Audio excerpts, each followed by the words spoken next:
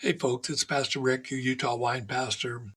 And I know that it's been a while since I posted a wine update, but I have one for you today. And I'll be surprised if any of you have actually had this wine. Now, as you may know, I love wines with a story. And the Adam and Eve blend from Lorenzi Estates, that story about that wine seems to be tailor-made for the Utah wine pastor. But first things first, Bonnie and I had never done any tasting in Temecula, California. But on a recent trip to visit my brother in Hemet, we decided to go to Temecula, which is less than an hour away from Hemet. And although I knew there had been some wineries there, and going back quite a ways, I was shocked to find out that now there are almost 50 different wineries in this little area around Temecula. And so that day we tried two, Leoness Cellars and Lorenzi Estate Vineyards and Winery.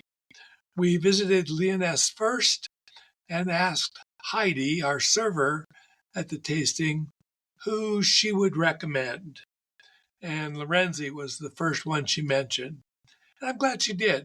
I would tell you that we enjoyed our time at Leoness, had some good wines there, but I will confess that at $35 per person for tasting, that seemed pretty high.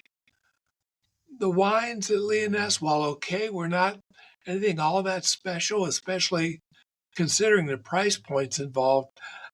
I think their least expensive wine was a rosé at $32 a bottle, and they had a Syrah and Zinfandels going for $45 and $54 respectively.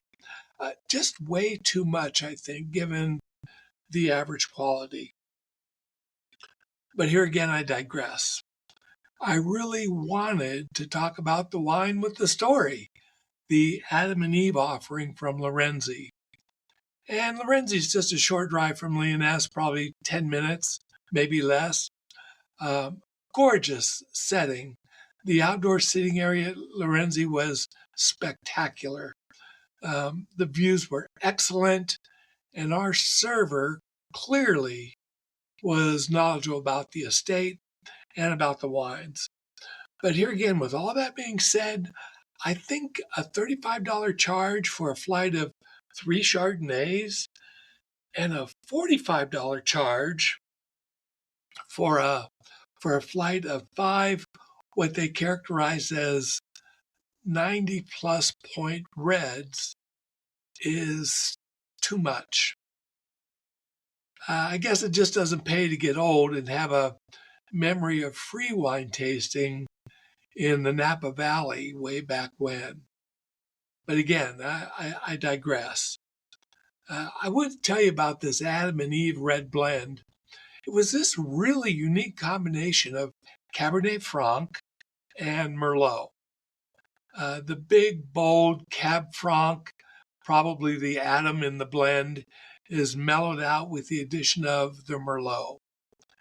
Now, I asked our server about the blending percentages, and he said it was a secret that really the serving staff didn't know, only the winemaker himself. And the winemaker was determined that the blending percentages would stay a secret. I suppose if I had to guess, I'd say it's close to 50-50, but you really, you know, who knows? One of the really intriguing parts of the story about the Adam and Eve is that it was made not long after the winery's founding back in 2013, and it got good reviews. But due to some changes in vintages and the grapes produced, it was discontinued for over a decade. Banished from the garden, as our server put it. But then again, this year, it was reintroduced to rave reviews. One critic gave it 95 points. And I'll admit, I loved it too. This wine was deep and rich with lots of dark fruit flavors, still very approachable, but it had plenty of complexity and enough tannin so that I think that it will age well. But sadly, it's $65 a bottle. Would I buy lots of this wine? I don't think so. But a bottle or two to have as a souvenir of our first trip to Temecula, okay. Plus, I like the story. Anyway, if you get a chance to visit Temecula, I'd be interested in what you have to say about the wines from there.